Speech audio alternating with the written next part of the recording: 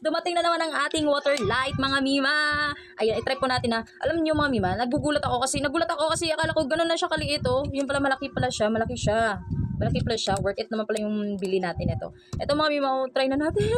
Try na natin kasi gusto ko mag-try nito kasi marami akong nakikita, kasi viral ito ngayon eh. Marami akong nakikita na gumagamit nito. Hello! Sobrang itim ko, legit! Sobrang itim talaga ng kulay ko nga. Yung skin tone ko talaga is sobrang itim.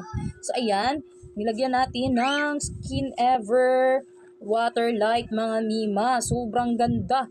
Tuy, naglighten talaga yung maitim kong mga balat-balat dyan. Oh, pak. Hello. Check out nyo na itong mga Mima ha. Dagdagan ko ha. Ayan ang ating water light. Hindi pala siya tulad ng ibang lotion na nagaputi-puti. Siya yung siya, water lang siya, ganyan lang. Then pag sabi nito, pag nag-lotion ka na, nag-lotion ka na, hindi daw didikit sa damit mo ang lotion. Tulad ng ibang lotion na puputi-puti na yung damit pag nakapag-lotion bago sumuot ng damit. Ayan mga Mima ha, sobrang puti. Ayan, pak.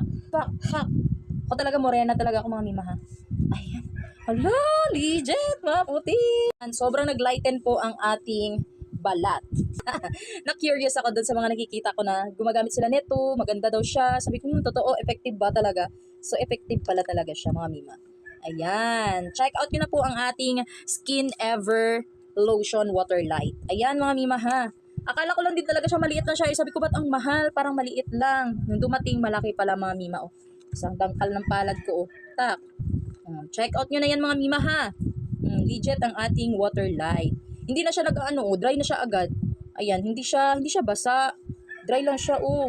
Nag-a-absorb agad yung pagka-water niya doon sa ating skin. Kaya check out nyo na to ang ating water light Skin Ever.